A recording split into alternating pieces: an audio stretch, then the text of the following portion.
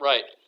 So today we'll talk about Baroque art, or continue to talk about Baroque art, which we had left off with last week. And we were talking about Baroque art as this term that we as historians now use for 17th century art, right? The Renaissance is 15th, 16th centuries. Mannerism is in the 16th century. Baroque is the 17th century. It's the term we use for that period of art. And the broader 17th century, sort of starting in the 1570s or 80s or so, and into the early part of the 18th century, but really focused around the 17th century. And some things that typify the Baroque style, the art of the 17th century, is almost best summed up with Caravaggio, who is highly dramatic. That's one of the things that we'll see as a hallmark of Baroque art.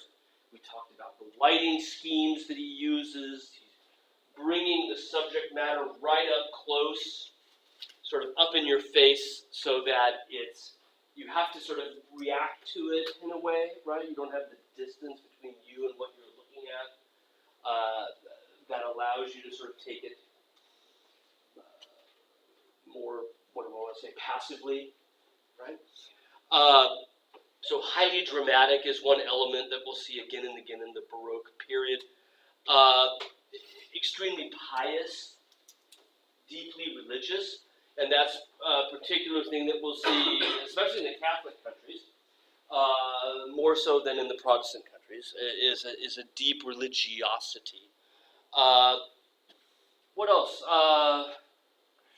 Another thing that Caravaggio does that we'll see a lot of is, and this is part of his trying to make it reach out and grab you, is that he loves works of art that do more than just appeal to your sense of sight, but that appeal to your other senses as well. So works of art that appeal to your sense of touch, your sense of smell, your sense of hearing.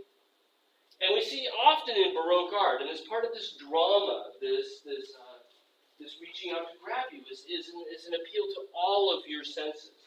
So if with the conversion of St. Paul on the right, which we looked at last week, the groom that's holding Paul's horse, right, has very weathered skin. And and Caravaggio uses the paint to give you the tactile sensation of his skin, right? There's the dust on the ground that dirties the feet of that groom, right? And then there's this, or the feet of the apostle with Christ in the calling of St. Matthew. And there's almost a sense of touch there, or even smell. You can smell dust, right? And those of you who don't suffer from allergies, even you can smell dust, right? But dust has a particular smell. And then there's that idea of sound, the clinking of the coins in the calling of St. Matthew. It's not highly dramatic in this case, but we'll see in quite a few works of art, there's this appeal to all of our senses. Right? So these are hallmarks of the Baroque style. Now, not everybody ends up looking just like Caravaggio, but some of the things that we're talking about here, we will see again and again and again. Right? And for Caravaggio in particular, these religious pictures, right? These are decorated chapels in Rome. They're still there, in fact. Both of these are still in the chapel they were commissioned to go in churches in Rome. Right? So if you ever go to Rome, go see these. You can see them better here because St. Matthew's on a side wall, and they won't let you into the chapel, so you sort of have to look around like this, and you get to see it in perspective. And it's much nicer. I tried to take a picture of when I was there, and I used the one I downloaded from online instead because it's just they do a better job than I do, right? But anyway, they're both still there, and these religious pictures for Caravaggio are in particular influenced by what we talked about on Friday, or whatever that day was, Thursday, about how the Counter-Reformation, right? The church leaders, during a series of meetings in Trent, came up with rules about how art should perform, how it should interact with its viewers, and that it should be dramatic. It should be emotional. because these things appeal to your piety. It should educate the viewer. And in order to educate the viewer, it better be clear and simple. And it had better be accurate in its details. Right? Because it's church doctrine and you don't want to muck that up. So Caravaggio is really all of these things. He's sort of the quintessential Baroque artist. Right? That said, even though his works of art are very closely aligned with church teaching, Caravaggio himself, not so much. He was a bit of a rogue. He used to get in arguments in cafes all the time. He killed a man in a duel. He died from malaria trying to escape from the police in the city of Naples. He got a ditch him, he runs into this marsh, right? He gets eaten up by mosquitoes and dies of malaria, fleeing the police, fleeing arrest, right? Fantastic story, right? What kind of artist do we have? Well, Filippo Lippi, I guess, right? We had him knocking up a nun. But Caravaggio, despite his amazing success working for church patrons, lived a rather roguish lifestyle. Now, in addition to religious pictures, he also did genre scenes. And with the same sort of drama that he had developed for his religious pictures, right? So that idea of highlighting, of darkening the background and spotlighting the figure and putting it right up close to you had a particular religious usage, right? That was there so that the work would be emotionally engaging, so that it would help the religious work to then teach you more effectively. But he applies these same ideas to a work of art that isn't meant to be religious in any particular way. This lute player on the right. And the reason I'm bringing him in and showing you so many Caravaggios, well, we don't have a Caravaggio here to look at. We don't have a local Caravaggio. But we do have a lot of works by his followers. Now, you might imagine this guy, right, this dueler, right, fleeing the law and whatnot. He didn't keep a standard art studio where he's training people all the time, right? And in fact, he had no direct pupils. Nobody studied under Caravaggio. But everybody who saw the pictures went, wow. Right? This is something new, this is something different. And there are more artists influenced by Caravaggio throughout all of Europe than almost any other artist. Right? Making works of art that you might easily confuse for a Caravaggio. So, on the right, the lute player, right? It's meant to engage with you, this young, pubescent boy playing the lute, flowers there. Notice how it appeals to your senses, right? Sound, smell, taste, they're fruits on the counter. But also it engages with you because he's playing this music and there's that unplayed violin with its handle coming right out at you. Hey, join in, right? You're meant to participate, to join him in this duet. Right? And there's probably some homoerotic overtones with this as well.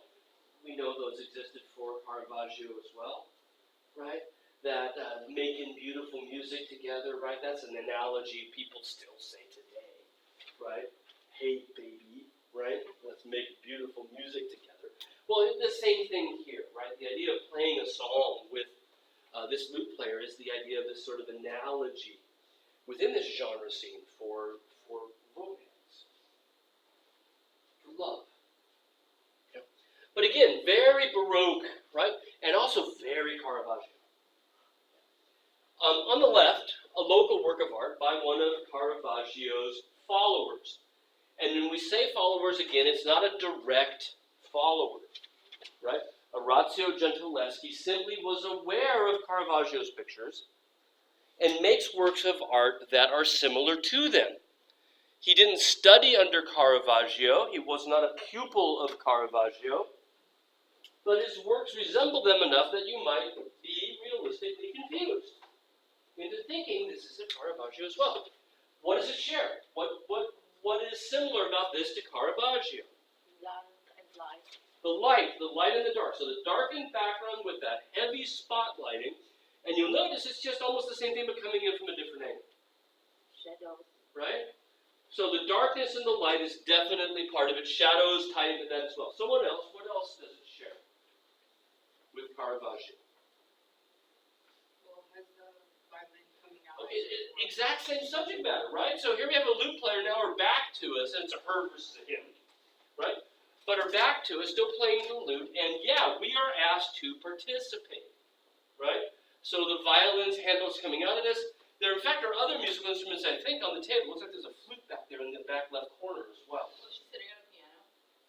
No, I think she's just sitting at a table, right? Because yeah, she's not like a rock star who's going to like go to her lute solo from her great piano solo, right? And tie the thing on. So they just, it's just a table, right? And there's in fact, just by her wrist, you can see another flute there, and then there's a bit of a pipe going off toward the frame on the left. But yes, exactly right. And you notice how the music has been turned, so that we can see it as well, right? It's turned sort of sideways and draping over the table. We can read it. Right? Other Caravaggio elements. The way the sleeves are being draped. That's there's something flouncy about that, right? It certainly is similar in both of these, but is that particularly Caravaggio, or is that just the way people dress? And that's a question that you have to ask. And one of the things we talked about with Caravaggio was his color range. The fact that he tended to limit colors down to sort of ochres, right? Earthy tones around basic browns. And you can see that Orazio Gentileschi is doing exactly that as well, right? Limiting the color range to this very simple grouping of earthy tones, yellows and reds, around a central, primarily brown tonal range, right? So these are all elements that Orazio Gentileschi, got from Caravaggio without actually studying under, by just looking at his pictures and emulating them, right? Not copying them, but borrowing their overall ideas. Yeah? Yes? Question. Like you said at the beginning that Caravaggio, they like the dusty sometimes, and you can see that means here the picture is more lighter, more like Very much so. white, and there's like the face even like look like dirt, and the clothes look like More of it is brightly lit, but at the same time really isn't. It's just that we see more of the figure. That's the difference. Is that the figure's not arranged behind that table where we only see from the elbows up. So since we're on the same side of the table as the woman, and you'll notice if we read the picture closely, it's almost like she's tuning, isn't it? She's got her ears so close to the strings, and she's not really watching what she's doing, and she's not really reading the music either. You'll see it's cockeyed on the table, right? So it's almost as if she's getting ready for the concert. But again, it's that sound, right? Maybe we don't have the appeals to smell and taste in this one, but we definitely do. And I think your comment about the sleeves fits into this too, about touch, about textures, right? About the difference between the velvet on the table, actually the velvet that she's sitting on, and the sort of heavy wool on the table, and then the satin, or not satin, but linen sleeves, right? Appeal to our sense of touch. But Orazio Gentileschi, a little bit less over the top in a way, in that we don't get the flowers for smell and the fruits and vegetables for a sense of taste, right? But it's still very much like Caravaggio. So we're going to look at 3 or 4 artists from local collections who are very heavily influenced by Caravaggio. Orazio's daughter, Artemisia Gentileschi, is also very much influenced by Caravaggio.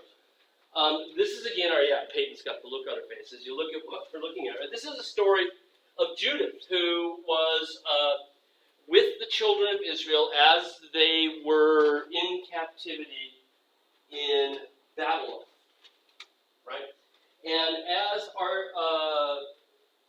Holofernes, the king of the Babylonians, has the children of Israel paraded in front of him as his new captives, right?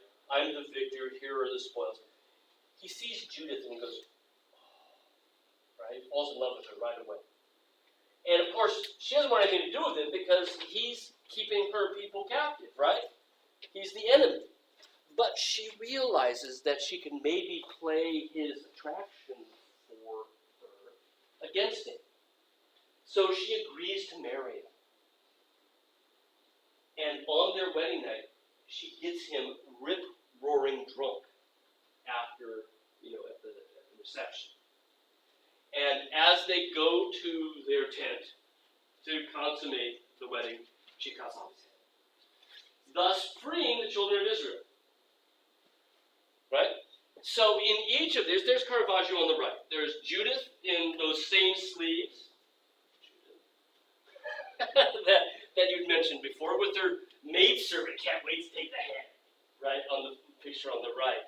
And poor Holofernes, I don't want to say poor because he's a creep, right, but nonetheless, he's getting his head cut off.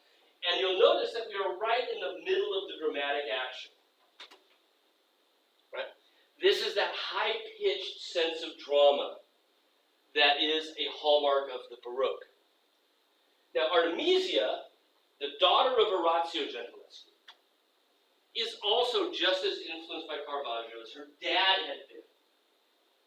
But in particular, she seems interested in these images of Judith and Holofernes. So this one on the left, I think it's in Detroit, Michigan, right? The Detroit Art Museum. Shows Judith again with her maidservant hacking off the head of Holofernes. And in each of them, that head is so close to you, right, that it's difficult to look at. And I saw Peyton wincing before, and that's kind of the effect you're supposed to have. And you'll notice as you look at the two of them that Artemisia brings it even closer to you. So that his screaming head is as close as it can possibly be. And you'll also notice that she brings a lot more blood into it as well. And in fact, there are quite a few things that she changes from Caravaggio that seem kind of interesting once we know a little bit about Artemisia Gentileschi. Look at the difference in attitude between Judith and Holofernes. Look at the action and how each of them depicts it. Both of them have her sort of stiff-arming Holofernes, right? Elbows are locked, the muscles of the forearm, pretty hefty muscles on the forearm, flexed. She's doing it. But how would you typify the differences? Are there differences here? Does Artemisia do something that Caravaggio's not with the scene? Does Caravaggio do something that Artemisia is not? Which one is more violent? Artemisia, Brennan? Yeah, you were doing this? Yeah. Artemisia is more violent, right? Which one seems more engaged with the act? Yeah, Artemisia, right? Totally. Artemisia is like really into it almost. She's like, I'm getting in there, and almost like Artemisia understands the forcefulness of that action. Whereas Caravaggio seems like she's kind of back a bit, Now one wonders if that, and the faces, right? Look at Artemisia's Judith is kind of pulling away and making that kind of face, right? That this is kind of disgusting, right? Whereas Caravaggio seems a little aloof to the action, kind of like Donatello's David, right? Which we saw cut off the head, just sort of done in a minute, right? Also, if you look at the servant who's helping, with Artemisia, it's significantly more violent, right? There are two women have to hold this guy down, right? It's a wrestling match. Whereas Caravaggio's Judith seems to have just sort of, surprised him, right? Caught him off guard, so to speak. Right? Well, what's interesting about this is, one could think about it as being, some people have argued, a particularly feminine perspective on this, and that the understanding of the violence that Caravaggio might sort of, as he looks at the scene and imagines it, that as a male painter painting the scene, the figure that he imagines more is Holofernes. Whereas for Artemisia, she understands and identifies more closely with the figure of Judith. Right? And that might account for some of the difference that we see between the two of them.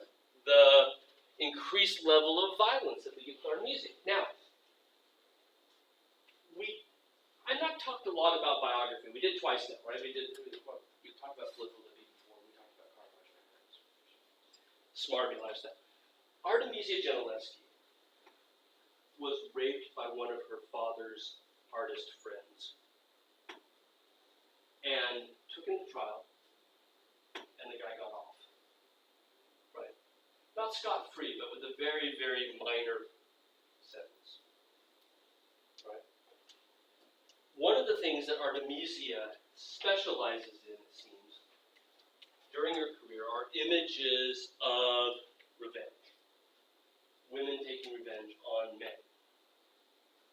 And there has been often an attempt to say that these scenes come out of her particular emotional state, her particular history, right? That she understands this more and kind of is into this idea of women finally getting some revenge, right? Because of what had happened to her. Now, this wasn't her father, right? It wasn't Caravaggio. Don't confuse that, right? It was somebody else. I think his name was Tazio, but that doesn't really matter. Yeah, Judith. Isn't there some story surrounding rape with the character of Judith as well? I don't know. That because you see, she gets to him before he's able to have his way with her, right? And she's kind of a witting accomplice in this. She's using her. This is an interesting change on the morals, right? Because we saw a woman using her sexual attraction to sort of nick that guy for his money in the ill-matched couple, right? But here it's very different, right? This is a woman using her sexual wiles to save the children of Israel, right? So it's a very sort of different story. Subtle things, right? Look at, the blood is just flying, and there's even just one little spot on her breast, right? Can you see that? One little red spot on her highlighted breast as well. Yeah. Professor, when you go so far, the voice is recorded. You're not relying on the recording. I'm not going to, that doesn't matter. I'm going to walk around the room. You're taking notes here. The recordings are to catch up with, right? And I'm still going to walk around the room, okay? Another artist who's very much influenced by Caravaggio is a French artist named Trophime Bigot. Right? And again, the same scene that we saw before. Trophime is a male name. It's not a name we hear much anymore, right? Now, this painting is significantly later, about 40 years after Caravaggio.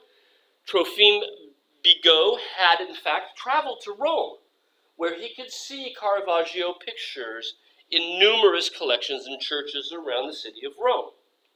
Right? Now, he got there only, in 1620 or so. Caravaggio dies in 1609, 1610. So he's 10 years after the death of Caravaggio that this French artist arrives in Rome. And, in fact, he's still very much influenced by him.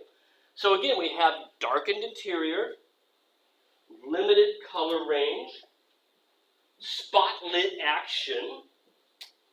You can even see that the pose of Holofernes leaning out toward us, and the elderly face of the servant helping Judith suggest an almost closer connection to Caravaggio. What's different about it? Anything? Anything major different about Bigot's version of this? It's very dark, right? It's significantly more dark, right? Where's the light coming from in the Bigot? The light. In the picture, right? Yeah, exactly. We have the light source figuring in the picture. The candle light is actually there. Now, so far, in any Caravaggio we've looked at, we've not actually ever seen the light source. It's always come from outside the frame, and usually from the top pointing down. So it's a very Caravaggio-like picture, but with some differences, right? The inclusion of the light source. And he's one of at least two, maybe more, French artists who love to include the candle or the source of light in their very, very darkened Caravaggio-like pictures. Right? So we're definitely seeing the influence of Caravaggio not only on other Italian artists, but on other artists who actually travel to Italy from other countries, Bigot coming from France. Another artist from France who travels to Italy is Valentin de Bologna. Right? Bologna, if you will. Bologna. Excuse me. He arrives in Rome around 1613, and he too becomes interested in Caravaggio pictures. In this case, our picture at the National Gallery is his variation on Caravaggio's image of card cheats, the card sharps. So the picture on the right, it's in Dallas, or actually Fort Worth, Texas, right, at the Kimball Art Museum. And we see three figures playing cards. Now, read the picture, right? We've seen sort of card players before, and seen these as allegorical genre scenes that are meant to teach us a lesson. So let's take a look, right? We've got the card and dice players, and they're playing a game. Who's the cheat and who's being cheated? The clues are all here. Who's being cheated? The man. Well, there are three men, so I need more.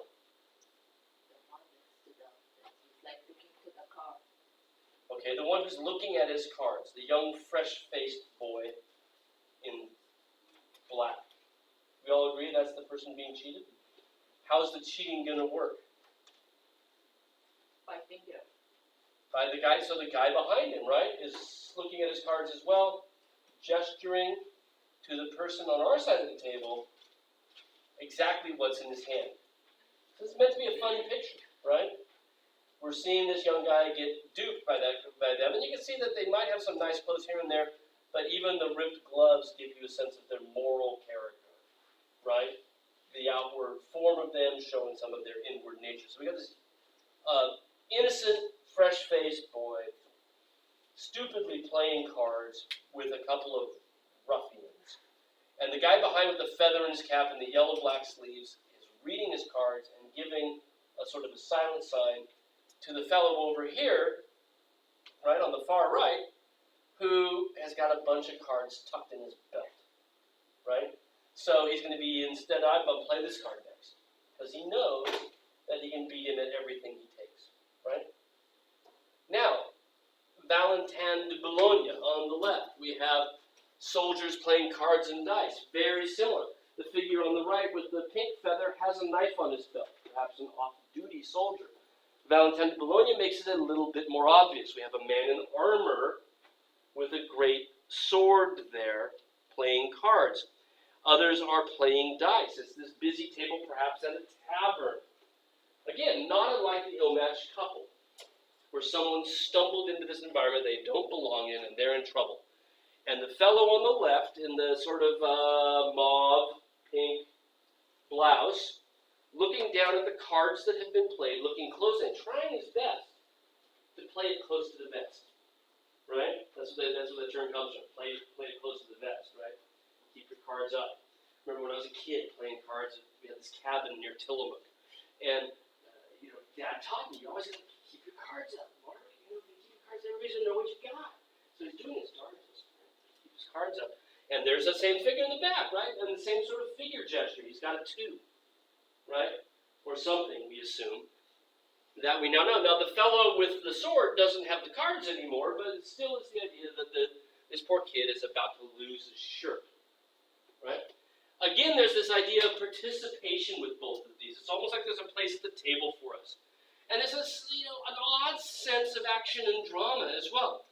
Look at how Caravaggio puts that, I think it's a backgammon board, teetering on the edge of the table. Kind of like the violin, but you don't grab onto the backgammon board. It's just sort of like, maybe this is a precarious place. Right? Maybe this is a dangerous place where things might fall off, right? Things might get broken. And Bologna, not as strong in that same respect, but with the figure on this side of the table, you get the sense of an echo of, welcoming you into the picture. Right? Becoming very immediate, like Caravaggio with this close-up. Now, with the card straps, you notice it's not nearly as dark as some of his other pictures yet, right? That darkness that we saw in so many Caravaggios is something that develops out of that kind of lighting, right? And primarily develops in his religious pictures, but he uses it elsewhere as well. So that lighter tonality is picked up here. It still, however, seems very much like it's been spotlit from the side. So Caravaggio's influence is incredibly widespread. And we have, like at the National Gallery, even though we don't have a Caravaggio, we have a great collection of this group of artists that we call the Caravaggio, it's a big mouthful, the Caravaggisti, the followers of Caravaggio. And so and you know this term from the worksheet from today, the Caravaggisti, followers of Caravaggio.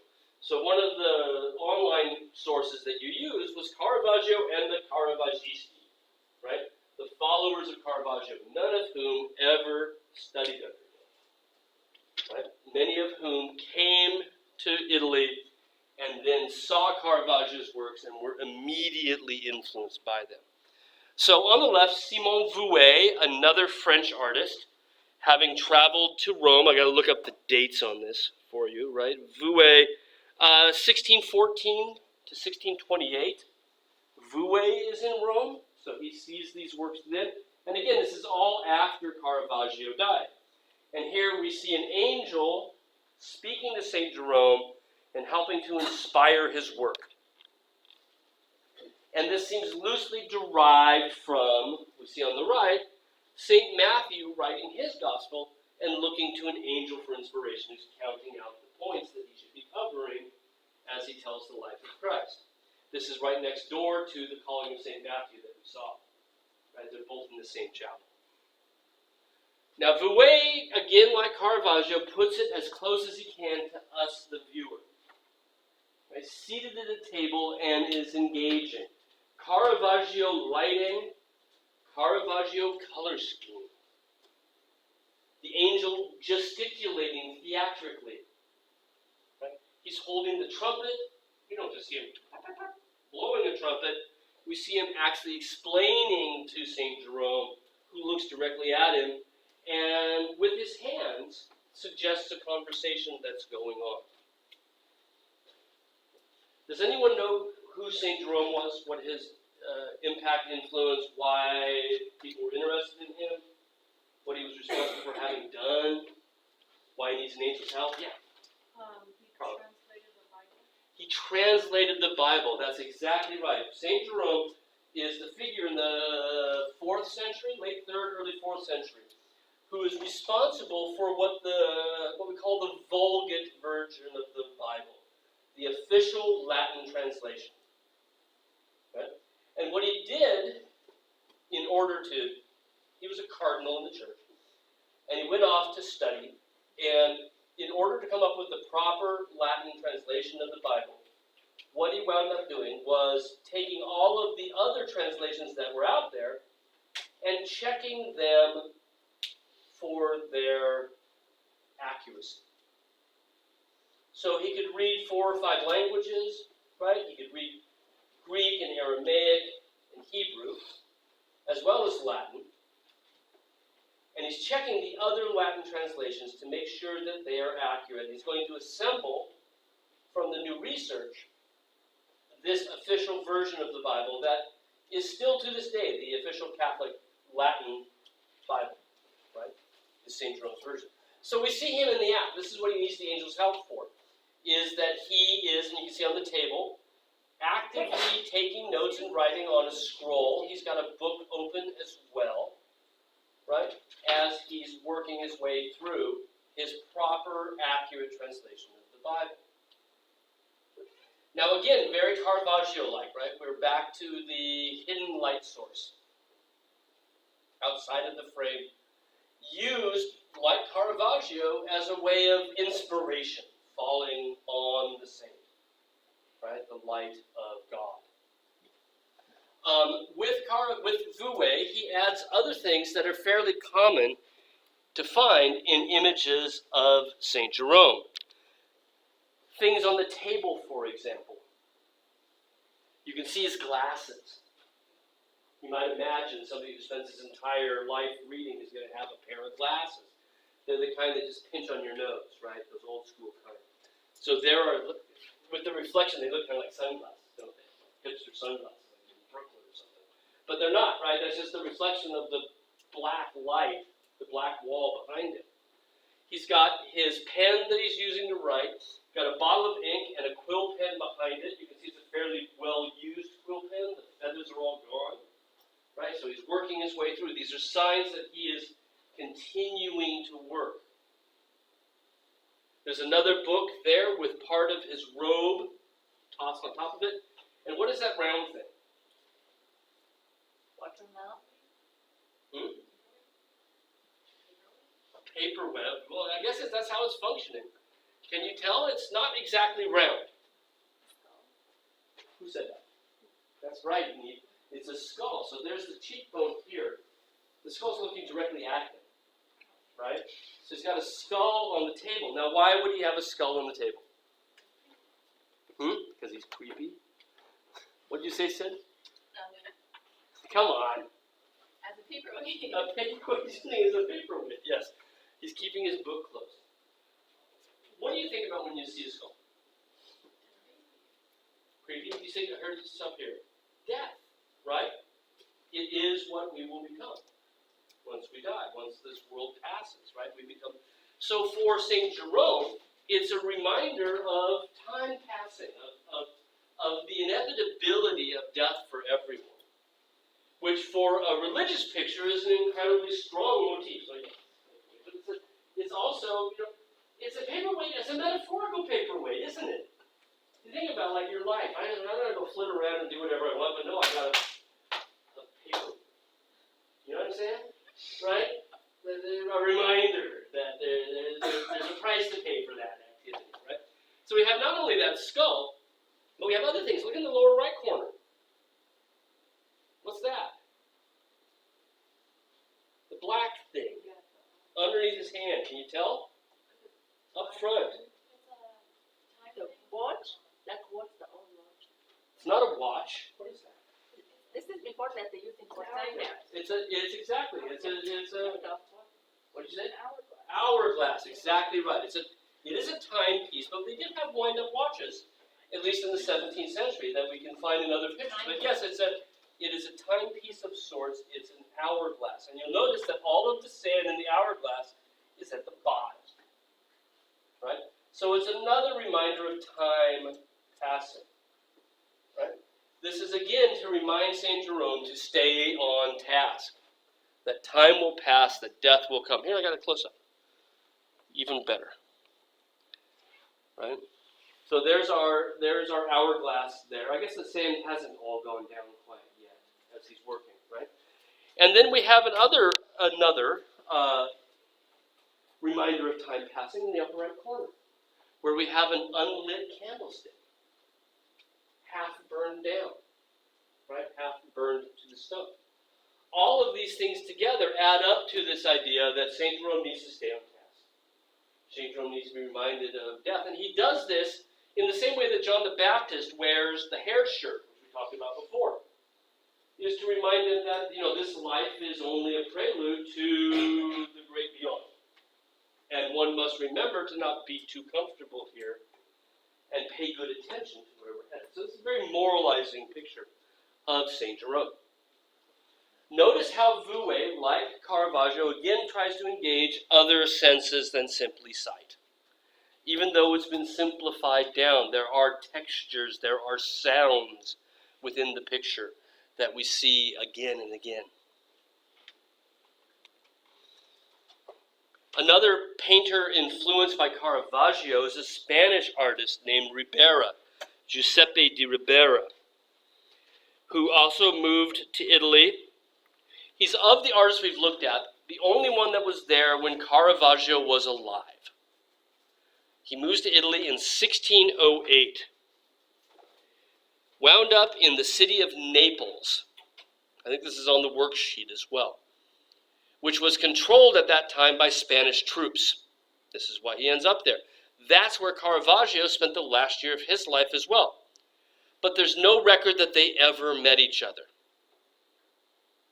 Even though he's there when Caravaggio was alive, even though he might have had the opportunity.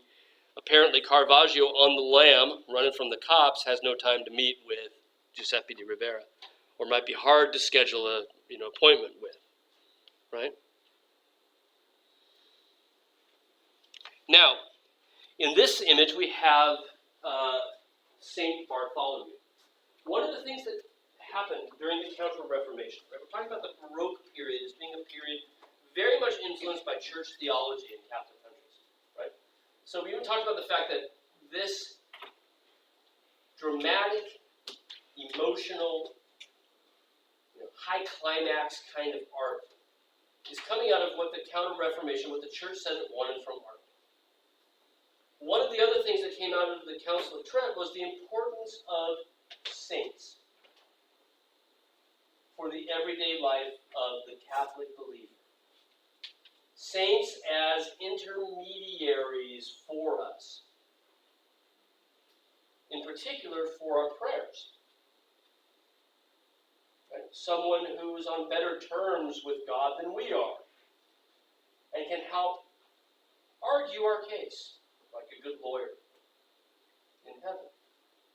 And we see a vast proliferation in the late 16th century, during the Council of Trent, and into the 17th century. We see a vast proliferation of images showing us various saints. Right? So here is St. Bartholomew. He's one of the 12 apostles. Right? One of the original followers of Christ. Does anybody know how St. Bartholomew died? Skinned alive. He was skinned alive, right? In fact, in Michelangelo's painting of the Last Judgment in the Sistine Chapel, there's a St. Jerome there holding his skin, already flayed, right? But he's got his body back because he's in heaven now, right? But what's interesting is the skin has Michelangelo's face on it, right? Which is kind of cool. So here, St. Bartholomew has been strung up. I'm sorry, this picture's a bit blurrier than I thought it was. He's been strung up to a tree, and he's about to be skinned alive. Why was he being skinned? You know? Because he refused to give up God. That's usually the case, right? The Romans, especially under the times of persecution, I don't know the exact date for St. Paul. Well, he's got to be. Why? He's a follower of Christ, so he's first century. But one of the things that we find in this, it's a good question. While I don't know the direct answer, this is kind of the generic thing, right? Roman politics, at various points in Roman history, said that the emperor descended from the gods. Okay? And this was at the very beginning of the Roman Empire with Augustus, the very first Roman emperor, claimed to have descended from Venus directly, okay? Now, Christianity obviously does not buy that. There's only one person who descended from the gods for Christians, that's Jesus, right? Because God came through the Annunciation, yada yada. Right? So for them, the official state position was itself blasphemous. They refused to recognize that element of the emperor. So you might imagine the emperor doesn't want to put up with this sort of stuff, right? The other issue is that Christians recognize that Christ is a leader coming back for a reign on earth. And the Roman emperors see that also as a direct refutation and challenge. Okay? So you put these two things together, that they refuse to recognize the Roman emperor for part of what he's using as propaganda for his power, and the fact that they recognize a different leader. Makes them a very dangerous group. Right?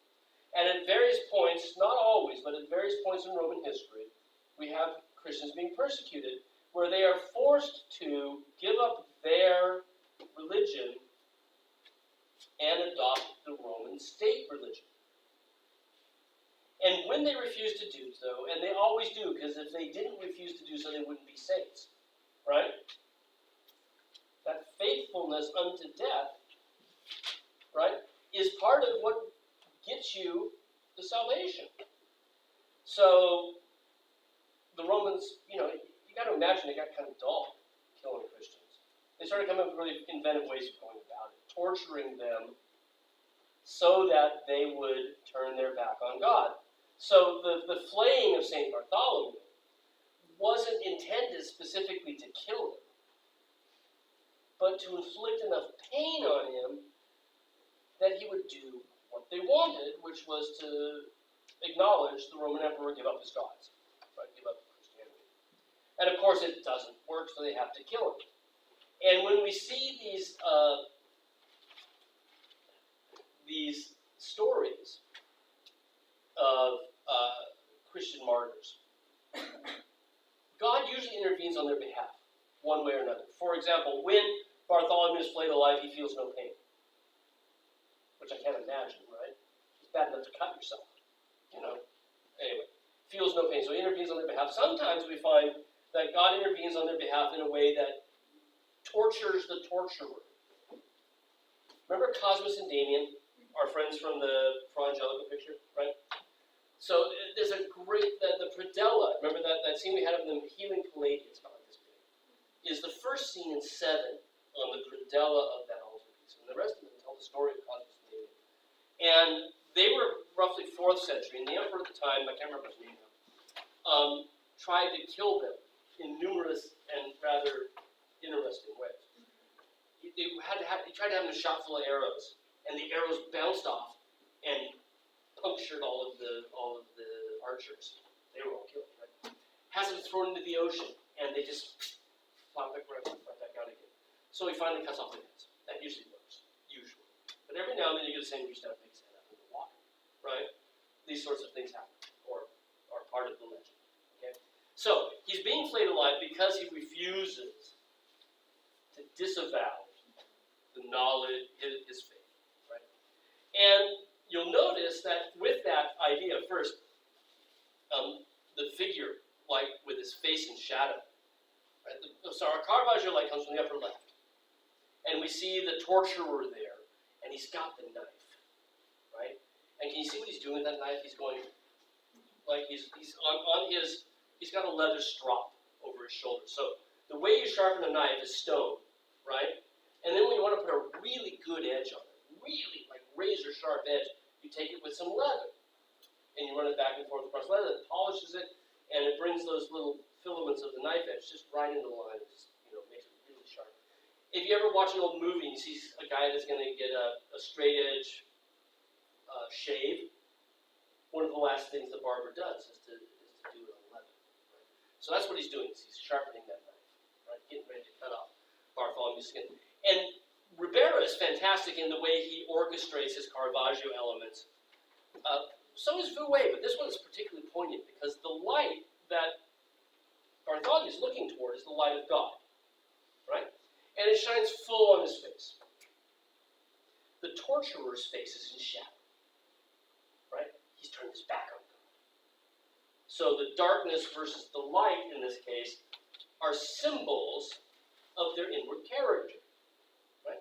Genius, right? Simple, straightforward, easy to read. Now, the other part is, of course, I've talked before about pictures having real estate. You think about this, this acreage, you've got this plot of canvas that you get to put things in. Look how much canvas the skin of St. Bartholomew takes up. Right? Almost like half of the picture is Bartholomew's skin. Right?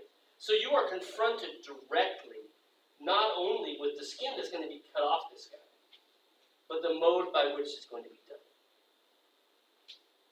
And so, Peyton, you were making the face before with the Judith and Holofernes. This is the moment before. And in many ways, that's almost more dramatic in a way, right? Because what it does is it alludes to the coming martyrdom, right? It alludes to something that's about to happen. And it gives you all the clues you need to do it. And this is on the worksheet, I think. But one of the things that Ribera is very good at as a painter is using paint to suggest tactile surface qualities, to make something appear more real. So that, again, this Baroque idea that you use all of your senses, right?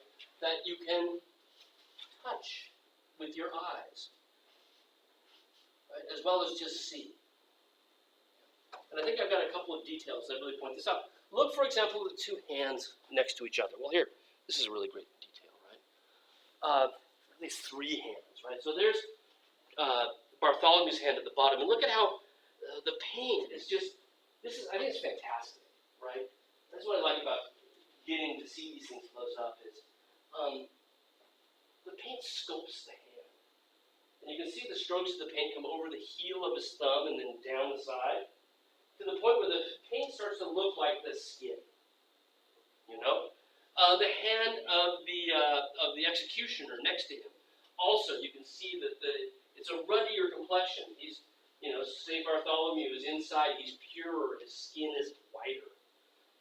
And our executioner is a man from outside, and he's ruddier, he's suntanned or sunburned. But again, the sense not only of the skin, but even the veins underneath it. There's an incredible, palpable realism to the work that is one of Ribera's great strengths. And it fits perfectly with what the Counter-Reformation wanted from religious art, which is something that is emotionally engaging, that is meant to inspire within you pious thoughts. And sometimes revulsion is a really good way to get there. Drama is a really good way to get there. Appealing to your other senses is a really good way to get there. Right? Those are all means toward the same end.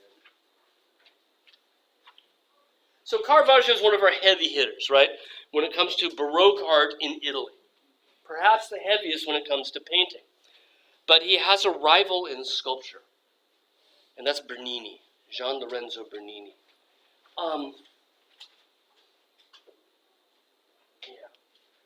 We have a couple of Berninis here, but they're small. This one's over life size. And he really is, in many ways, I think, Bernini, almost the quintessential figure of the Baroque. Unlike Caravaggio, he lived a just and pure lifestyle. He was deeply, deeply devout. In fact, he was known to practice a kind of prayer that was established in the Counter-Reformation.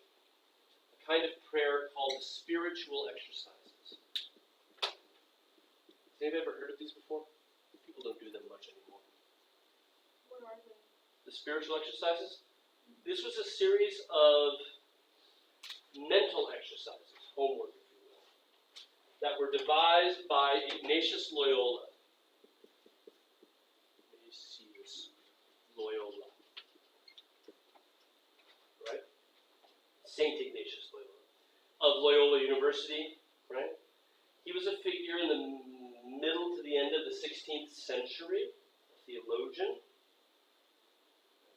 Came up with this mental activity called the spiritual exercises, where you, the devout Catholic, try to imagine yourself at the actual events in the Bible that you read about. And it was like a 5-week process where he advises us as we read, for example, about Christ carrying the cross, right, on the way to Calvary, on the way to the mountain, up the Via Dolorosa. And he says, it's okay to read about that, but what you should try to imagine is how that cross felt on Jesus' shoulders. Imagine empathy. Right? Imagine what the cross felt like under his shoulder. Imagine what the stones felt like under his feet.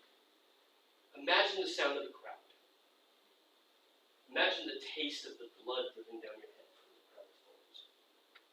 It's ew, but the point is that you're not supposed to be passive, right?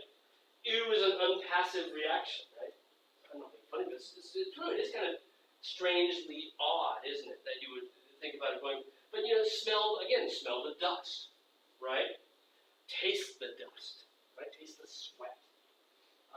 Really be there mentally. Now, he's not inspiring you to try to have visions per se, although those sometimes come out of this sort of visionary experience. But what he's doing is the same sort of things we've seen pictures doing, which is to say, this is not something that you should passively walk by, but that you should actively engage with. Right? So, Bernini practiced then the spiritual exercise.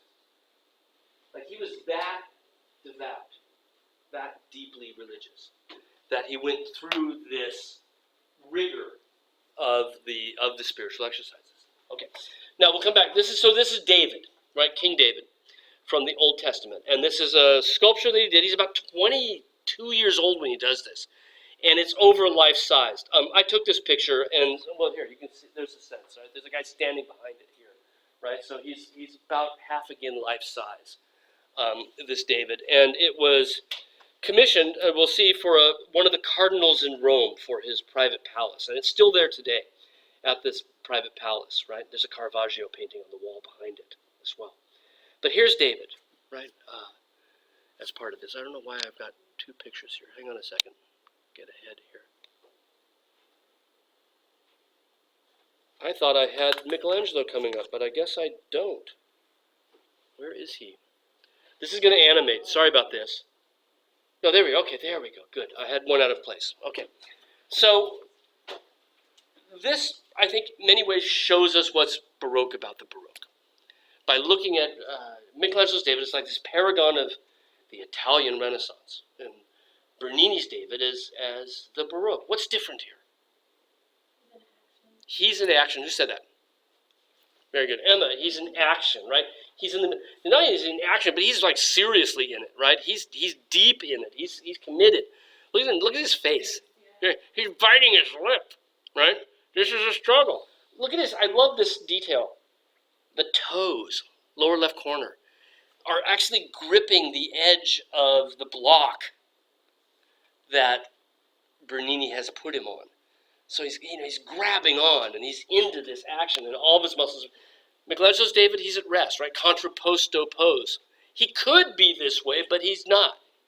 It's the relaxing. It's the calm before the storm, right?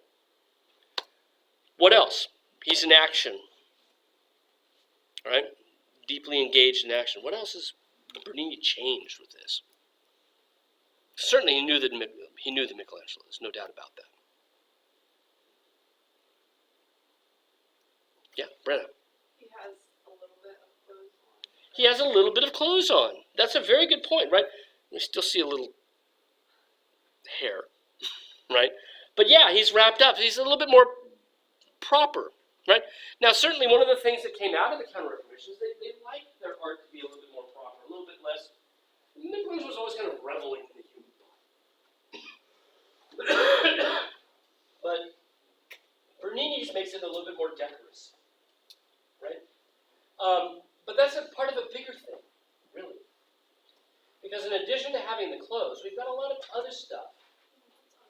Right? There's stuff under his feet. Well, the big thing under his knees, right, is just there to support him. Right? So he can be supported. But on the floor, beneath his feet. Yeah. King David composed the Psalms. And remember with Klaus Schluter's sculpture, we saw that he had a bunch of harps. That's his harp, right? He's put down the harp, pick up the sling. He's got Michelangelo has the sling too, but he's using it, right? He's got a little around his shoulders, a pouch for the rocks, right? Made out of some sort of animal skin. See the fur on that side, right? All of these details that give us more information about him. Michelangelo's David, if you don't know he's David, which we all do, he really is just the perfect male body. There's very little there to sort of lock him into the story. He's got a rock in his hand, he's got the sling over his shoulder, but we don't even know when in the story this is, right? We don't know if it's after he's thrown the stone, is it before he even sees Goliath, we just don't know, right? Whereas with Donatello's, he's standing on the head, right? Well, Bernini's gives us a particular moment as well, right?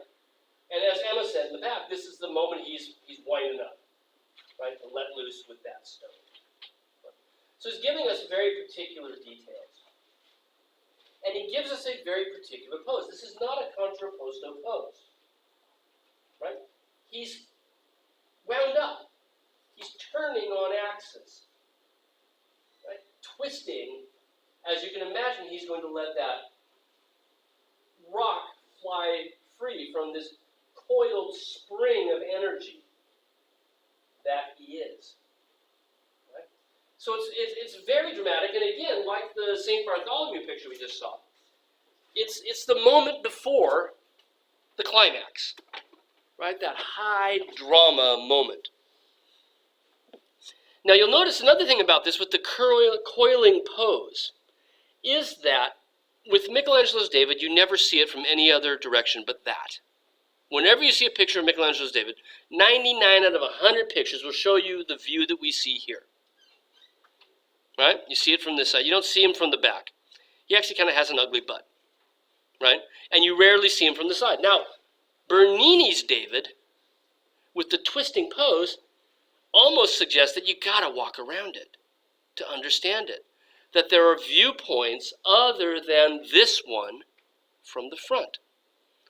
And that again is this Baroque interest in engaging us, in getting us to participate, to not be passive. And so Bernini, as he designs the sculpture, gives us really pleasant viewpoints, right? Really interesting points of view. The more we look from various sides. Look how even his hair is violent and in action as well, right? Everything underscores that dramatic activity that we have, right? Now, this was commissioned by Scipione Borghese, a cardinal in Rome, and the nephew to the Pope, right? His uncle, the Pope, was Pope Paul V. And when Paul V saw this sculpture by Bernini that Scipione Borghese had, he asked Bernini to come and work for him. In 1623, Bernini's, like I said, 22, 24, somewhere in there, just a kid, really. And this leads to Bernini being the primary sculptor for 3 successive popes in Rome. And really primarily responsible for the Rome that we know today. The design of the city is Bernini's work.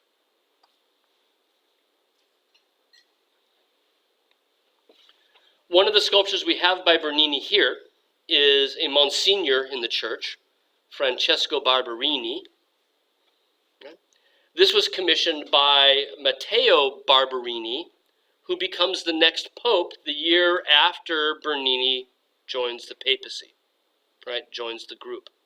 So Bernini goes to work for the popes, 1623.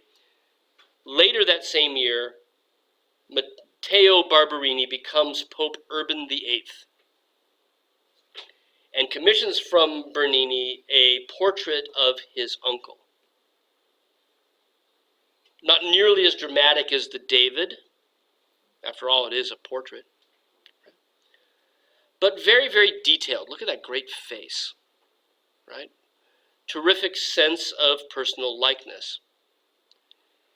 Which is fascinating because Bernini made it up. He'd been dead for decades by this point. He had no idea what Francesco Barberini looked like. Simply made up a portrait that he could put the label on it. The only reason we know it's Francesco is because it says his name. Right? There's no way it really looks like him. Now, Urban VIII puts Bernini on a series of incredible public works for the papacy. In St. Peter's Cathedral, over the high altar in St. Peter's, is this massive canopy, the baldacchino, simply means canopy. It's over, well, are there, yeah, you see the blurry people in the lower right corner? Those little blues and whatnot? It's over 100 feet tall, right? It's made from one. Well, bronze primarily, but it's a multimedia work. The question was, it's made from what? It's made from a number of materials, but primarily it's bronze that has been covered with gold in certain parts, right? And looks as if it's a piece of fabric almost. Bernini's fantastic at these sort of dramatic elements of architecture. Directly behind it, that yellow light that you see with the rays coming off of it, that's also a Bernini work. Right behind the Pope's throne in St. Peter's. These are massive pieces commissioned by the Pope from Bernini, right? He designed these huge figures on top. They must be 35 feet tall, 20, 35 feet tall in bronze. And again, with that sense of drama everywhere we look. How many years? Well, he had 9, right? At least. But he also had a large group of people working for him. Once he goes to work for the Pope, he designs many of these things, but also then has parts of them executed by his studio. But he's active really from 1623 all the way through the end of his life in the 1660s, working primarily for the popes in Rome. Up in the Walters, we have a small gilded crucifix by Bernini, made for one of the later popes he worked for, Alexander VII. This is a small souvenir version, if you will, of a larger work that was in St. Peter's. And you can see how Bernini is emphasizing drama, even though it's a dead body. Look in particular at the handling of the drapery around his waist, and how this flows out to the side in these calligraphic swirls. How Christ leans over toward his side, looking down toward his right, toward the side of the saved. Right, the right is the side of the saved. How his hair flows back as well. This is one of many works that Bernini made now working for the papacy in Rome, primarily as a sculptor. Another souvenir image of after a work in St. Peter's, also at the Walters Art Museum, and made for the third pope that Bernini works for, Clement X, shows Christ rising from the grave. And this one's probably closest to the David that we saw, where he twists and turns in space, where he's partly covered by clothes, right? Maybe a bit more so because, to see Jesus's hair, pubic hair, would be a little bit too much, right? But you can see how he's swirling around and he has his hand up so that you can see the wound in his side that happened while he was on the cross. But here, stepping forth out of the grave, and the activity of that, the action of that, picked up in the drapery that swirls around him. Keep in mind that all the time he's doing this, he's doing these major works for the papacy. Bernini is the one who designed this square outside of the Church of St. Peter. So the baldacchino was underneath the dome here, right? The rest of the building by various people, from Michelangelo, who designed the dome, to various other architects. He designed the square here that leads into St. Peter's. And to give you a sense of scale, if you've never been, look at the buses, the tour buses at the bottom. And this is a massive, massive space. And not only did he design the architecture around it, but he also designed all of the sculptures that went on the top, which are over life size as well. Again, had help, right, in carving them. But all of these sculptures at the top, the entire thing designed by Bernini, and meant as a metaphor of how the church's arms embrace us all, right, reach out into the square. Now we have one last work by Bernini to talk about, but I got 2 minutes on the clock. This one's dead, right? I got 2 minutes on the clock, and so I don't want to start it with only 2 minutes, so we'll pick up, do Bernini, we'll move on to Spain on Thursday. We'll probably get through that as well, and move from there to Flanders up to our old friends in the Low Countries that we be mounting sometime before Thursday another worksheet that covers Flanders and Holland, or Spain and Flanders. What is up there now? Italy and Spain, right? The next one is Flanders and Holland, right? And that'll probably come due next week, right? But I'll be trying to get it up later this week. Okay? All right, have a good rest of the week, and I'll see you on Thursday.